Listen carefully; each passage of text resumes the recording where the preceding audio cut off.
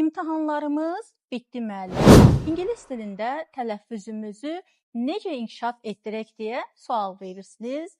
Əziz abituriyentlər, ingilis dilində tələffüzümüzü necə inkişaf etdirə bilərik? Bunun üçün tövsiyə edirəm ki, yaşadığınız ərazilərdə kitab satış mağazalarına yaxınlaşın və öz səviyyənizə uyğun olaraq, deyək ki, ingilis dilində əsərlər alın, kitablar alın.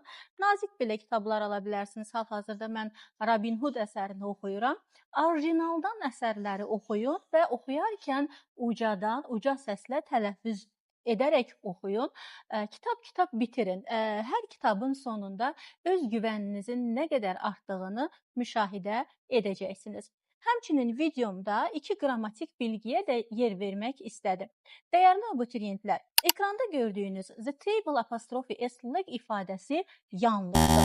Niyə yanlışdır? Normalda cansız isimlərin yəlik halı apostrof s ilə düzəldiyi hallar vardır.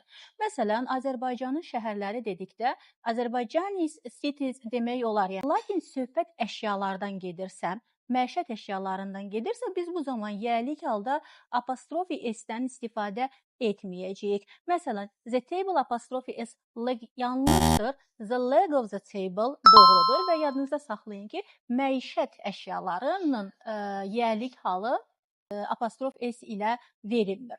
İkinci bir ifadəmiz, bir çox abituriyentlər bunu doğru görürlər. İlk baxışda doğru görürlər, ancaq burada xırda bir məqam var. Məsələn, the mice apostrophe s tail və the birds apostrophe wing ifadələri. Baxın, bu ifadələr yanlışdır. Çünki biz bilirik ki, bədən üzvləri insanlarda və heyvanlarda ortaq sayıla bilməz. Burada tail sözündə quyruq sözü təkdədir. Əgər siçanlar cəmdədirsə, quyruqlar da nədə olmalıdır? Cəmdə olmalıdır, tails olmalıydı. Və yaxud the birds, quşlar cəmdədirsə, qanadlar da nədə olmalıydı? Qanadlar sözü də cəmdə olmalıydı. Yəni the birds wings olmalıydı.